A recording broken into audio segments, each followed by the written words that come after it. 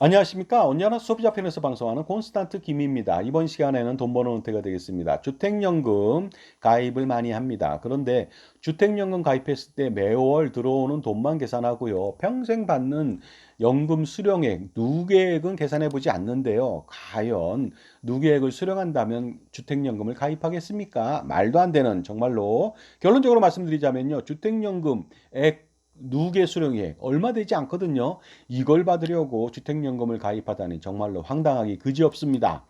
자, 주택연금이라고 하는 것이요. 평생 받는 연금액을 계산해 본 사람은 많이 없을 것 같습니다. 매달 받는 돈만 가지고 판단하죠. 매달 200만 원 받으니까 생활이 도움이 되겠구나. 이런 식으로 해서 오래 살면 이득이겠지 하는 황당한 그런 생각을 하게 됩니다.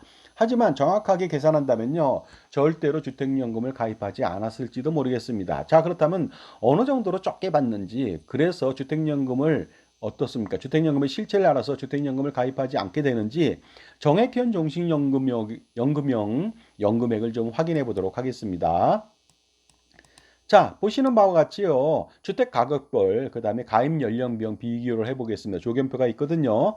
자, 65세 때 가입한다고 가정해 보겠습니다. 1억 원짜리 주택을 가지고서 가입을 하면요. 주택연금에 매월 24만 원 받고요. 3억 원은 72만 원, 5억 원은 120만 원 정도, 7억 원은 168만 원, 9억 원은 216만 원, 그 다음에 12억 원은 288만 원 정도를 평생 받게 됩니다. 물론 이 돈은요. 65세 때 받는 금액이고 165세를 살아도 똑같은 금액을 받는다는 점이 가장 큰 그 약점이라고 볼 수 있고 가입하지 말아야 되는 가장 큰 문제라고 이슈라고 볼 수가 있는데요. 자, 거기다 또 제가 빨간색으로 표시해 놓은 게 있습니다. 70세에는요, 11억 원이나 12억 원 주택을 가지고도요, 어떻습니까?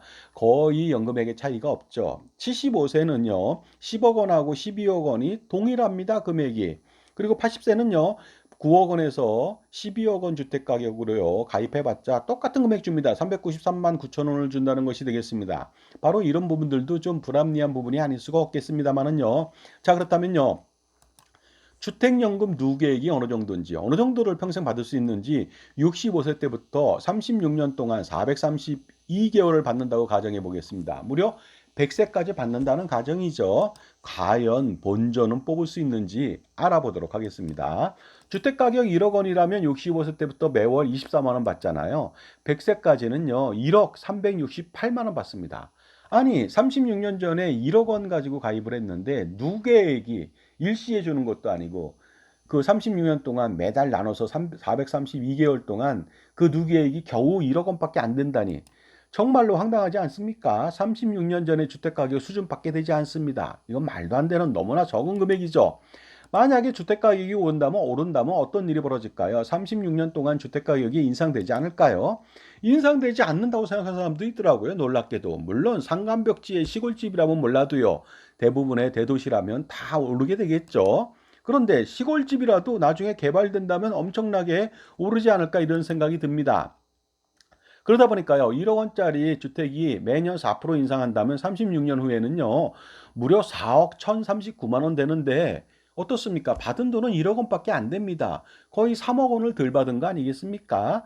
자, 4% 인상에 대해서 또 딴지 거는 분이 있습니다. 하지만 서울시 아파트가요. 2007년 대비 2024년도 17년 정도가 흘렀는데요. 평균 4배 올랐습니다. 서울 아파트가. 강남은요. 8배, 9배 올랐거든요. 과연 4%라고 하는 것은 너무나 보수적인 거 아닙니까? 그러다 보니까 어떻습니까? 1억 원짜리 갖고 가입을 했는데 겨우 36년 동안 100세까지 겨우 1억 원 받고요. 그 다음에 주택가격 4억 원 정도 오를 것으로 보이는데 3억 원 정도를 덜 받았다고 보는 거 아니겠습니까? 물론 3억 원이 남아서 상속이 된다? 말도 안 됩니다. 상속 못 합니다. 왜냐하면 주택연금은 대출이기 때문에 대출 원리금, 이자를 또 내야 되거든요. 이자가 배보다 배꼽이 더 큽니다. 현재 금리상에서는요.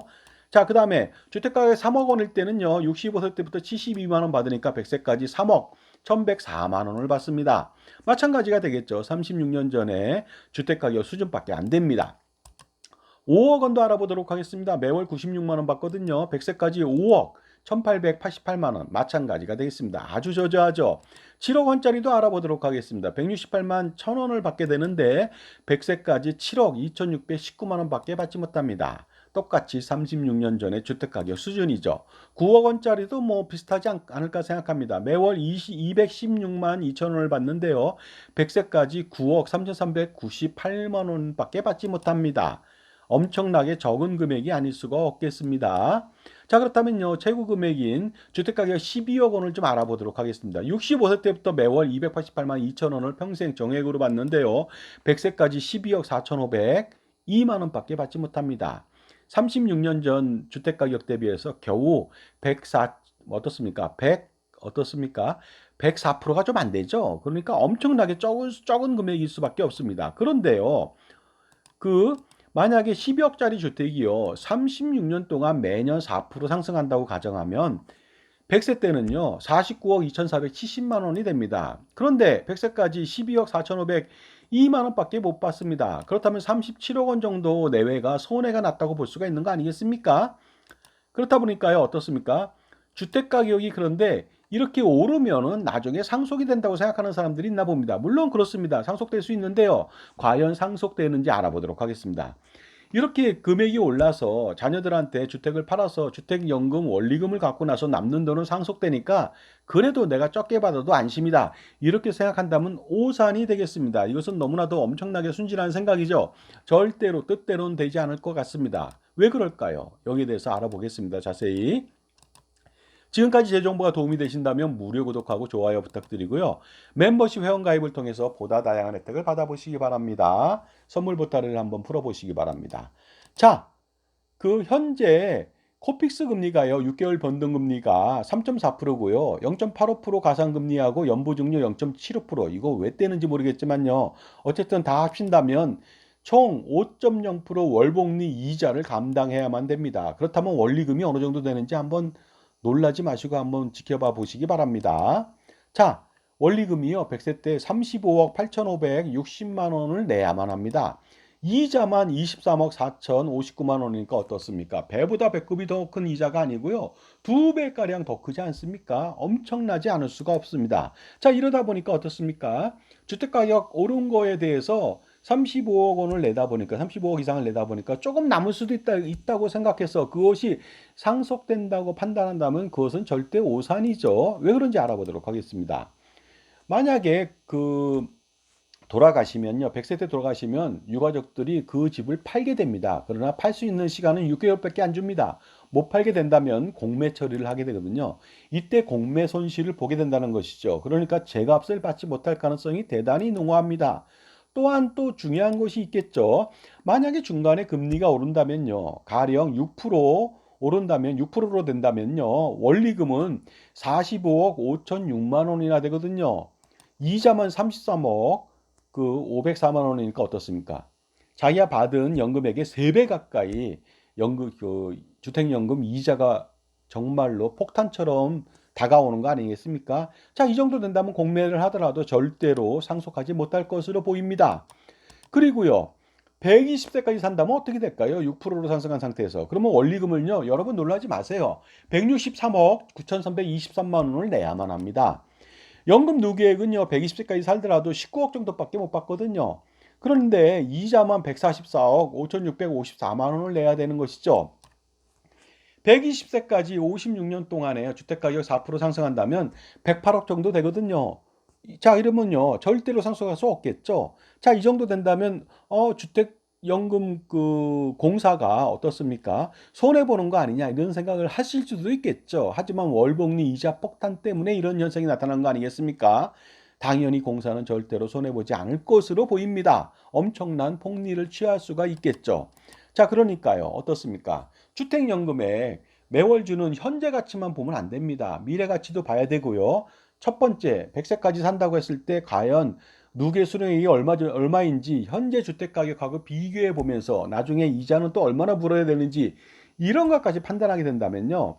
절대로 가입하면 안 되겠고, 가입했다면 얼마 안 되는 시기였다면 어렵겠지만 반드시 해지하시고요. 그 다음에 이러한 현명한 조언과 관리를 받을 수 있는 자기 편의 종합자산관리사를 만날 필요가 있습니다. 그래야만 수억 내지 수십억 아니면 그 이상의 훨씬 더 많은 금액을 절세하거나 자산관리를 통해서 자산을 잃지 않고 증식시킬 수 있는 기회가 됩니다. 그리고요, 반드시 종합자산관리사는 무엇인가를 파는 사람이라기보다는요, 자기 편에서 무엇인가를 대신 구매해주는 구매대리인 역할, 금융절세, 자산관리, 재무설계, 집사를 반드시 두는데 그 사람은 역량이 반드시 필요하겠죠. 엄청난 역량이 필요할 것으로 보입니다. 자, 지금까지요. 주택연금 100세까지 산다 할지라도 얼마 안 되는 연금액을 받는다는 거. 대신 100세까지 산다면요. 금리가 현재 상태도 배보다 배꼽이 더 큰 이자가 아니라 2배 이상 물고요. 아니면 금리가 올라간다면 말도 안 되는 이자 폭탄을 견뎌야 되니까